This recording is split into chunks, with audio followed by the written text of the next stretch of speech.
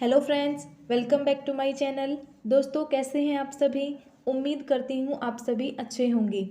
दोस्तों, आज हम लेकर आए हैं सीडीपी की क्लास 3। दोस्तों, इससे पहले हम सीडीपी की 2 क्लासेस कर चुके हैं, जिसमें हमने वृद्धि, विकास, गत्यात्मक विकास इन तीनों टॉपिक्स को एक ही क्लास में कंबाइन करके समझा था। और दोस्तों, प्रीवियस ईयर क्वेश्चंस भी लगाए थे। तो दोस्तों, अगर आपने वे क्लासेस नहीं देखी हैं तो आप हमारे चैनल पर जाकर ज़रूर देखिएगा, और उन वीडियो का लिंक आपको इसी वीडियो के नीचे डिस्क्रिप्शन बॉक्स में भी मिल जाएगा।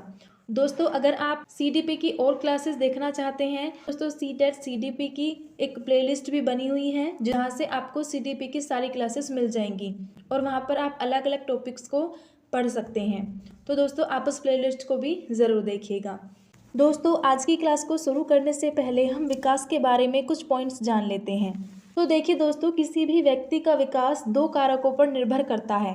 सबसे पहले होता है आनुवंशिकता और दूसरा होता है वातावरण। यानी कि एक व्यक्ति का विकास आनुवंशिकता और वातावरण की अंतःक्रिया के द्वारा होता है।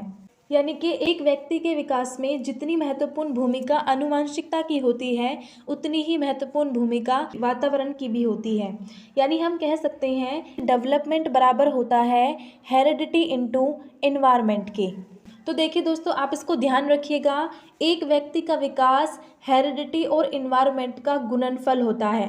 हेरिडिटी और एनवायरनमेंट के बिना किसी भी व्यक्ति का विकास संभव नहीं है। किसी भी व्यक्ति के विकास के लिए आनुवंशिकता और वातावरण बहुत ही महत्वपूर्ण भूमिका निभाते हैं। तो देखिए दोस्तों, आज का हमारा टॉपिक होगा आनुवंशिकता एवं वातावरण, यानी हेरिडिटी एंड एनवायरनमेंट। दोस्तों, आप सभी से रिक्वेस्ट है, क्लास में एंड तक बने रहिएगा और आपको ये क्लास कैसी लगी आप हमें कमेंट करके ज़रूर बताइएगा। चलिए दोस्तों, आज की क्लास को स्टार्ट करते हैं। अब हम बात करते हैं आनुवंशिकता एवं वातावरण की। तो देखिए, आनुवंशिकता और पर्यावरण 2 महत्वपूर्ण कारक होते हैं जो गर्भधारण से लेकर मृत्यु तक हमारे जीवन को आकार देते हैं। यानी कि आनुवंशिकता और वातावरण 2 ऐसे कारक होते हैं जो गर्भधारण से लेकर मृत्यु तक हमारे जीवन को आकार देते हैं, दिशा देते हैं। तो देखिए, सबसे पहले हम समझते हैं आनुवंशिकता। तो आनुवंशिकता का तात्पर्य उस आनुवंशिक बनावट से है जो हमें अपने माता पिता से विरासत में मिलती है। और पर्यावरण में वे सभी बाहरी कारक आते हैं जो हमारे विकास को प्रभावित करते हैं, जैसे शारीरिक विकास, सामाजिक विकास, सांस्कृतिक कारक और आर्थिक कारक। यानी कि एक व्यक्ति का विकास कितनी दूर तक होगा और किस हद तक विकसित होगा, ये निर्भर करता है आनुवंशिकता पर। और एक व्यक्ति का विकास किस प्रकार का होगा या एक व्यक्ति का व्यक्तित्व किस प्रकार का होगा, ये निर्भर करता है वातावरण पर। और पर्यावरण से बच्चे बहुत कुछ सीख सकते हैं, जैसे कि विद्यालय की संस्कृति सीख सकते हैं, अपने समाज से और अपने समूह से सीख सकते हैं। यानी कि एक व्यक्ति के विकास में आनुवंशिकता और वातावरण दोनों की महत्वपूर्ण भूमिका होती है। तो चलिए दोस्तों, इन दोनों टॉपिक्स को हम अलग अलग करके समझ लेते हैं। सबसे पहले हम बात करते हैं आनुवंशिकता या वंशानुक्रम की। आनुवंशिकता या वंशानुक्रम का तात्पर्य जीन के माध्यम से माता पिता से संतानों में गुणों का स्थानांतरण है, जैसे शारीरिक गुण और मानसिक गुण। तो देखिए, आनुवंशिकता का अर्थ होता है जो गुण जीन के द्वारा माता पिता से उनकी संतानों में जाते हैं, उसे हम आनुवंशिकता कहते हैं। तो देखिए दोस्तों, जीन के द्वारा जाने वाले गुण शारीरिक भी हो सकते हैं और मानसिक भी हो सकते हैं। शारीरिक गुण जैसे शारीरिक बनावट, आँखों का रंग, लंबाई, ये सभी शारीरिक गुण होते हैं। तो देखिए दोस्तों, जैसे किसी बच्चे के माता पिता की लंबाई अधिक होती है, तो दोस्तों ये 100% पॉसिबिलिटी रहती है कि उनकी होने वाली संतान की लंबाई भी अधिक हो सकती है। उसी तरह से अगर किसी के पेरेंट्स की लंबाई कम होती है, तो ये 100% पॉसिबिलिटी रहती है कि उनकी होने वाली संतान की लंबाई भी कम हो सकती है। मानसिक गुण जैसे स्वभाव का प्रभाव, बुद्धि।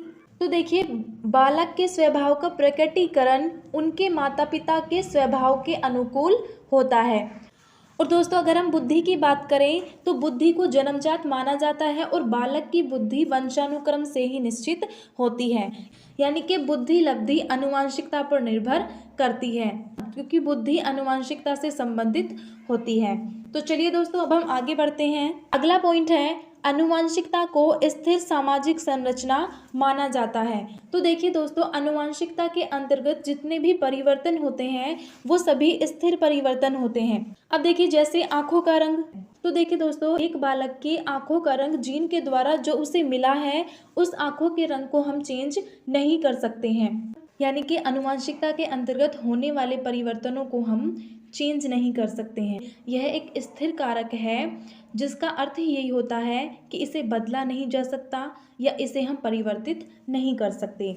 यानी हम इससे हमें पता चलता है कि जीन सीमा निर्धारित कर देते हैं और उसी सीमा के अंतर्गत विकास होता है। जैसे कम ऊंचाई के जीन वाला एक व्यक्ति भले ही बहुत अच्छी पोषण की स्थिति में हो या उसे बहुत अच्छा वातावरण मिल रहा हो, लेकिन वो कभी भी औसत से अधिक लंबा नहीं हो पाएगा, क्योंकि जीन के द्वारा सीमा निर्धारित की गई है। तो देखिए दोस्तों एक बालक के आंखों का रंग जीन के द्वारा जो उसे मिला है उस आंखों के रंग को हम चेंज नहीं कर सकते हैं। अब हम बात करते हैं वातावरण यानी कि एनवायरनमेंट की। तो देखिए वातावरण उन परिस्थितियों को संदर्भित करता है जिसमें व्यक्ति रहता है। यानी कि वातावरण के प्रभाव से बालक बहिर्मुखी हो सकता है या अंतर्मुखी हो सकता है। फर्स्ट पॉइंट देखिए, वातावरण ही बालक के व्यवहार का निर्धारण कर उसमें अधिगम क्षमता का उत्तम विकास करता है। यानी कि एक बालक जिस तरह के वातावरण में रहता है उसका व्यवहार उसी के अनुरूप हो जाता है और उसकी अधिगम क्षमता का प्रयोग भी उसी के अनुरूप होता है। जैसे एक समृद्ध बौद्धिक पृष्ठभूमि के साथ पैदा हुआ बच्चा एक पूर्ण व्यक्तित्व नहीं बन सकता। क्यों नहीं बन सकता? यदि उसे उपयुक्त पर्यावरणीय परिस्थितियां नहीं मिलती हैं। यानी कि एक बालक चाहे वो किसी समृद्ध पृष्ठभूमि में पैदा हुआ हो, लेकिन वो एक अच्छा व्यक्तित्व नहीं बन सकता है अगर उसे सही वातावरण ना दिया जाए। वातावरण से ही बच्चे बहुत कुछ सीखते हैं, जैसे विद्यालय की संस्कृति से, अपने समाज से, अपने संगी साथियों से, अपने समूह के साथियों से। जैसा बालक को वातावरण मिलेगा बालक उसी के अनुरूप व्यवहार करेगा और उसके सीखने की क्षमता भी उसी के अनुरूप ही होती है। अगला पॉइंट देखिए, वातावरण परिवर्तनशील होता है।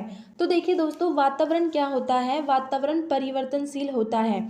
यानी कि अगर एक बालक अभी किसी ऐसे वातावरण में रह रहा है जो उसके लिए अच्छा नहीं है तो आप उस वातावरण को बदल सकते हैं। यानी कि आप बालक को ऐसी जगह भेज सकते हैं जहाँ का वातावरण अच्छा हो सकता है। यानी कि वातावरण में आप परिवर्तन कर सकते हैं और वातावरण परिवर्तनशील होता है। तो देखिए दोस्तों आनुवंशिकता हमें विकास की क्षमता प्रदान करती है जिसका उपयोग हम वातावरण के द्वारा करते हैं। तो चलिए दोस्तों अब हम आगे बढ़ते हैं। अब हम बात करते हैं वंशानुक्रम की प्रक्रिया के बारे में। तो देखिए वंशानुक्रम की प्रक्रिया माता के गर्भ से ही शुरू हो जाती है। तो देखिए नर व मादा के युग्मक जनन के द्वारा युग्मकों का निर्माण होता है।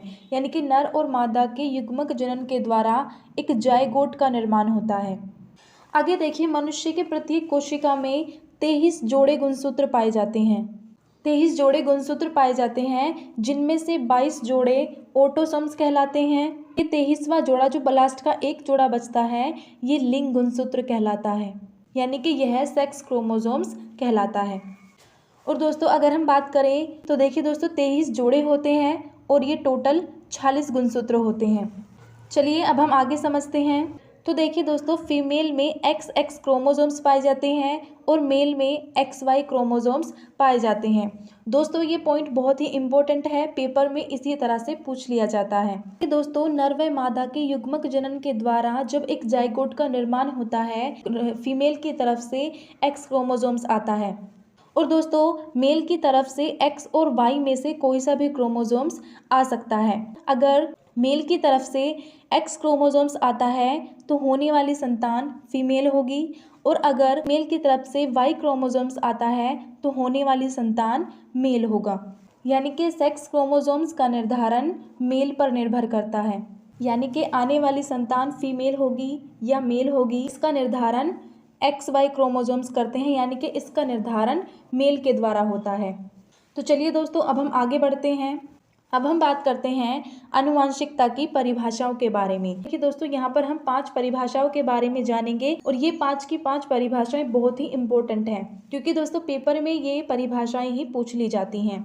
तो देखिए, फर्स्ट है, रूथ बेनेडिक्ट के अनुसार वंशानुक्रम माता पिता से संतान को प्राप्त होने वाले गुणों का नाम है। यानी रूथ बेनेडिक्ट ने कहा है कि वंशानुक्रम माता पिता से संतान को प्राप्त होने वाले गुणों का नाम है। वे गुण शारीरिक भी हो सकते हैं और मानसिक भी हो सकते हैं। अगली देखिए, वुडवर्थ के अनुसार, दोस्तों ये बहुत ही इंपॉर्टेंट है, ये पेपर में कई बार पूछी भी जा चुकी है। वुडवर्थ ने कहा है, वंशानुक्रम में वे सभी बातें आ जाती हैं जो जीवन का आरंभ करते समय बालक में रहते हैं।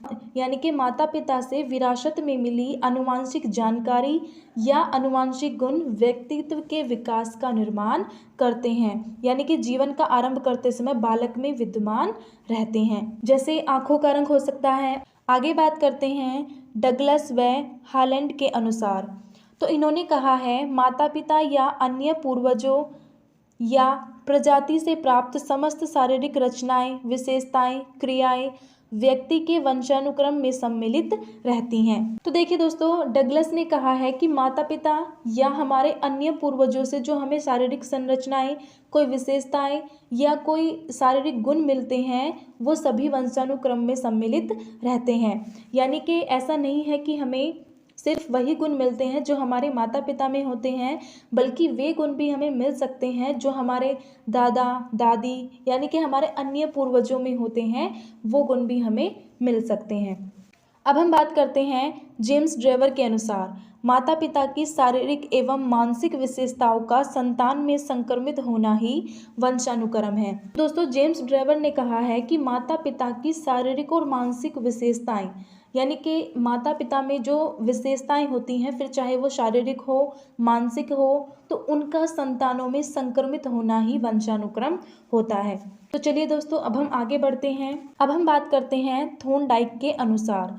थॉर्नडाइक ने कहा है, बालक की मूल शक्तियों का प्रधान उसका वंशानुक्रम होता है। तो देखिए, मूल शक्तियाँ जैसे भय, आश्चर्य, घृणा, ये आदि वंशानुक्रम की प्रधान होती हैं। यानी कि मूल प्रवृत्ति बालक के व्यवहार को शक्ति प्रदान करते हैं। तो देखिए दोस्तों, अगर हम इन 5 परिभाषाओं की बात करते हैं, तो सभी साइकोलॉजिस्ट ने एक ही बात को अलग अलग तरीके से कहा है, लेकिन अगर हम इनका अर्थ निकालें तो सभी का एक ही अर्थ निकल के आता है।